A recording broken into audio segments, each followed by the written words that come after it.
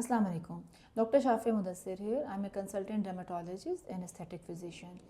आज मैं आपको बताने जा रही हूँ कि जब स्किन बहुत पतली हो जाती है तो वो कैसे हो जाती है और वो किस तरह से नज़र आती है और उसके क्या क्या फैक्टर्स होते हैं जिसकी वजह से हम स्किन को मज़ीद पतला करने में उसको इन्हांस कर रहे होते हैं उन फैक्टर्स को।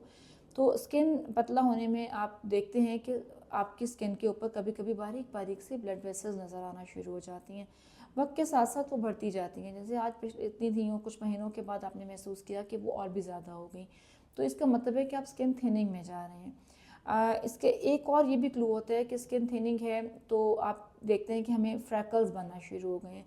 वो भी स्किन थिनिंग की ही रीज़न होती है क्योंकि उसमें आपका जो सन है वो ज़्यादा लग रहा होता है, पतली स्किन से स्किन ज़्यादा सन क्रॉस कर रहा होता है और आपका मेलानिन ज़्यादा फॉर्म हो रहा होता है। तो वो भी इसका मतलब है कि आप पतली स्किन होने के अमल से गुजर रहे हैं। अब जो स्किन थिनिंग है वो क्यों हो जाती है? स्किन थिनिंग में बहुत सारे फैक्टर्स होते हैं। एक तो हमारी एज है कि 30 के बाद हमारी 1% ईच ईयर हमारी स्किन पतली होती जाती है। इसमें एक हार्मोनल फैक्टर्स भी आ जाते हैं और इसमें लैक ऑफ सन अवॉइडेंस भी आ जाती है क्योंकि हम सन अवॉइडेंस पे इतना ज़्यादा काम नहीं कर रहे होते। तो इसके साथ साथ आपने ये देखा कि आप हम कुछ भी अप्लाई कर रहे होते हैं ओवर द काउंटर, हम कोई भी मॉइस्चराइज़र, बस मैं एक नॉर्मल सा लोशन लगाती हूँ या मैं एक नॉर्मल सा एक सन ब्लॉक लगाती हूँ। तो ये जो नॉर्मल सा होता है इसमें भी बहुत सारी चीज़ें ऐसी होती हैं जो कि आपकी स्किन को पतला करने में इसको डिटीरिएट कर रही होती हैं स्किन को।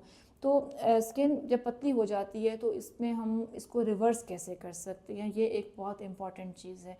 इसको रिवर्स करने के लिए हमने ऐसे फैक्टर्स जो कि इसको कॉज कर रहे थे उनका रिवर्सल करना है, जैसे कि सन अवॉइडेंस। मिनिमम SPF 50 चाहिए इसमें और UVA UVB दोनों का प्रोटेक्शन फैक्टर चाहिए और एवरी 2 आवरली आपने सन ब्लॉक अप्लाई करना है जो कि मेडिकेटेड होना चाहिए और मिनरल सन ब्लॉक होना चाहिए। सेकेंड नंबर पर ऐसे फैक्टर्स जो कि इसको थिन कर रहे थे, जैसे कि आप हार्मोनल्स को तो आप कंट्रोल नहीं कर सकते हार्मोनल फैक्टर्स को, लेकिन आप अपनी डाइट को बेहतर कर सकते हैं।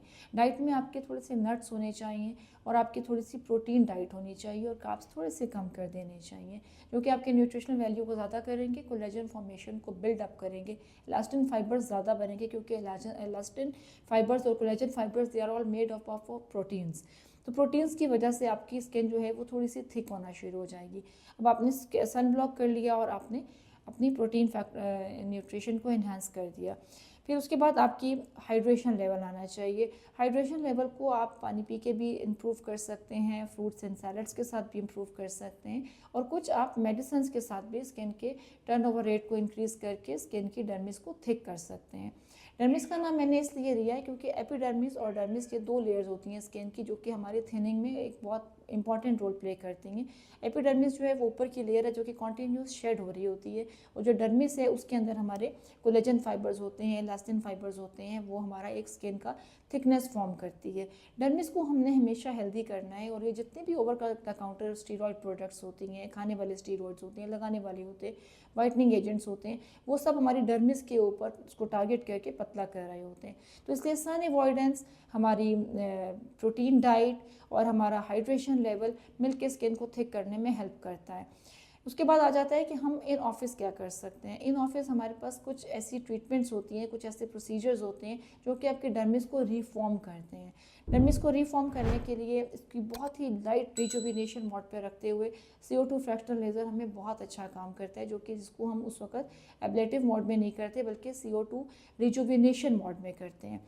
CO2 की एक मुझे बहुत पसंद जो बात लगती है वो ये है कि ये सिर्फ और सिर्फ डायरेक्ट टारगेट डर्मिस को करता है और वहाँ पर डर्मिस की थिकनेस को इंक्रीज़ करता है। जब हम पहला सेशन आपको CO2 का देते हैं और दूसरे सेशन में जब हमारे पास आते हैं तो स्किन में एक अच्छी टोन डेवलप हो चुकी होती है, स्किन में फाइन लाइंस खत्म हो चुकी होती हैं जो कि ये शो करती है कि डर्मिस बहुत अच्छा रिफॉर्म हो गया है। सेकेंड नंबर पे केमिकल पीलिंग भी मुझे बहुत पसंद है। केमिकल पीलिंग सॉफ्ट पील्स की फॉर्म में डर्मिस को टारगेट करते हुए डर्मिस को रिफॉर्म करती है, उसमें इलास्टिन फाइबर्स, कोलेजन फाइबर्स की क्वांटिटी को इंक्रीज़ करती है और आपको रिजुविनेट करती है। इन दोनों प्रोसीजर्स की बस सिर्फ एक ये प्रॉब्लम होती है कि हमें इसमें 3 से 4 दिन या फिर 1 हफ़्ता हमें स्किन को हीलिंग करने के लिए देना होता है। उस 1 हफ़्ते में हमें आफ्टर केयर अच्छी चाहिए होती है जिसमें कि हम मॉइस्चराइज़र का बहुत अच्छा यूज़ करते हैं और हम liberal use of sunblock करते हैं। इसके अलावा इसमें किसी किस्म का और प्रॉब्लम नहीं होता, जबकि हम कंट्रोल डोज में आपको पील दें या कंट्रोल डोज में CO2 फ्रैक्शनल लेज़र किया जाए। फिर स्किन को थिक करने में हमारे पास कुछ प्रोडक्ट्स भी ऐसी आती हैं जिसमें कि हम ग्लाइकोलिक एसिड की 20% तक की क्रीम या हम रेटिनॉल क्रीम उनको भी यूज़ कर सकते हैं। ये भी आपके स्किन को थिक भी करते हैं, ना सिर्फ बल्कि ये आपके जो ओपन पोर्स हैं उनको भी ट्रीट करते हैं और फाइन लाइंस को भी ट्रीट करते हैं।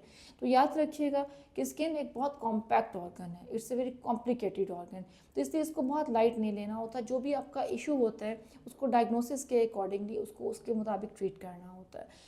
तो अब हमने जब घर पे रहते हुए अपना रेटिनॉल भी स्टार्ट कर दिया, प्रोटीन डाइट भी स्टार्ट कर दी, हाइड्रेशन भी स्टार्ट कर दी और सन अवॉइडेंस भी स्टार्ट कर दिए, और उसके साथ अगर हमें इन ऑफिस ज़रूरत है तो फिर हमने इन ऑफिस अपनी ये ट्रीटमेंट भी हम अवेल कर सकते हैं। माइक्रो नीडलिंग भी एक बड़ी कॉमन ट्रीटमेंट है जो कि बड़ी सेंचुरीज से यूज़ की जा रही है, लेकिन इस वक्त हमने बहुत सारे जो रिसर्च वर्क जैसे कि हम साथ साथ करते रहते हैं उसके बाद देखा है कि माइक्रो नीडलिंग से जितना इफ़ेक्ट हमें अवेल होता है उसमें सम टाइम हमें माइक्रो नीडलिंग के प्रॉब्लम भी नज़र आते हैं। अगर किसी को मिलाजमा है तो वो मिलाजमा माइक्रो नीडलिंग से सम टाइम एग्रेवेट भी हो जाता है। इसलिए आपने जैसे कि एक ट्रेंड चला हुआ है कि आप खुद से माइक्रो नीडलिंग घर के ऊपर कर लें, और अगर आपने मिलाजमा पे या स्किन को थिक करने के लिए माइक्रो नीडलिंग का इस्तेमाल किया है तो उसमें कुछ हद तक हमारे पास साइड इफ़ेक्ट्स भी आ जाते हैं। तो इसलिए जब आपने कोई इंटरवेंशन करनी हो तो आप डॉक्टर से एडवाइस ज़रूर ले लीजिए। घर पे रहते हुए जो काम आप कर सकते हैं वो आप ज़रूर कर लीजिए। अगर आप स्किन थिनिंग से गुजर रहे हैं और आप इसके मुतालिक किसी किस्म के कोई क्वेश्चन पूछना चाहते हैं तो आप ज़रूर हमें कमेंट सेक्शन में पूछ सकते हैं कि आपके क्या क्या स्किन इश्यूज़ हैं और किस किस्म की आपकी स्किन थिनिंग है और आप क्या यूज़ करें।